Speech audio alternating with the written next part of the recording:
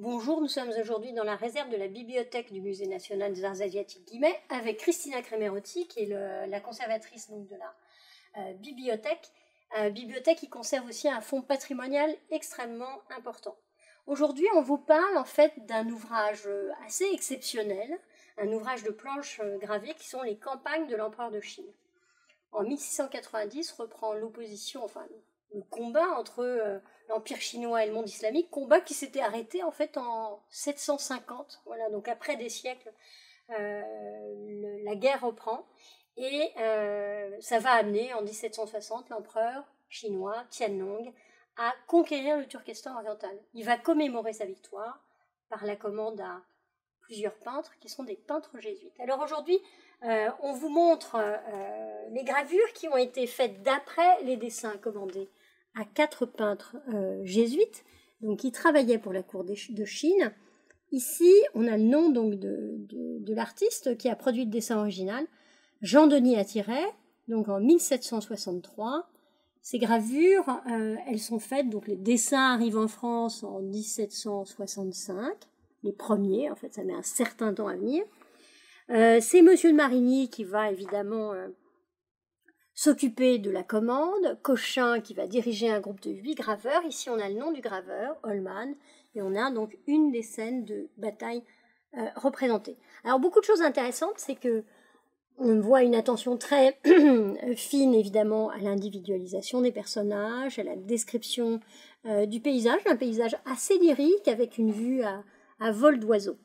C'est une version réduite des gravures d'origine qui vont revenir en Chine entre 1767 et 1772 avec les cuivres qui ont servi à les graver, mais il y a aussi une version de ces cuivres toujours conservée en France, à la calcographie du Louvre. Et en fait, les gravures d'origine sont des très très grands formats, elles sont réservées en fait à la cour de Chine. Il y a 100 exemplaires qui sont envoyés.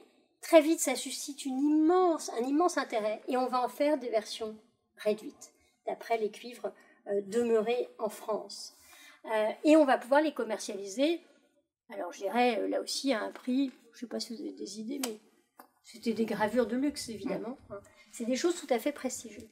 Il va y avoir comme ça des ajouts de gravures. Le musée a la chance de conserver, donc Christina, combien deux versions là réduites. 2 versions réduites. Voilà. Dont une qui est la plus complète, qui est celle-ci, puisque on va trouver à la fin une très très très grande gravure. Alors vous les manipulez à main nue, vous pouvez nous expliquer pourquoi? Oui, je les manipule à main nue parce que, il y a plusieurs écoles, mais la dernière école, et à mon avis la plus intéressante, dit qu'on peut manipuler, on doit manipuler les arts graphiques avec des mains propres, mais avec des mains.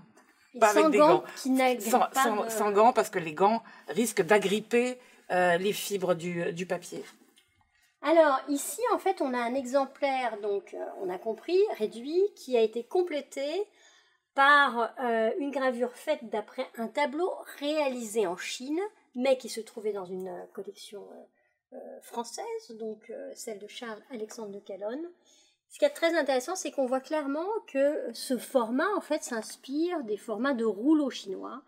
Et on mesure à travers cette image que la présence des jésuites à la cour de Chine, des peintres jésuites, va entraîner une sorte de fusion esthétique entre la peinture chinoise et la peinture occidentale. C'est ce moment qui commence avec le règne de Kangxi, qui est un contemporain de Louis XIV, de Yongzheng, et puis bien sûr de Tianlong.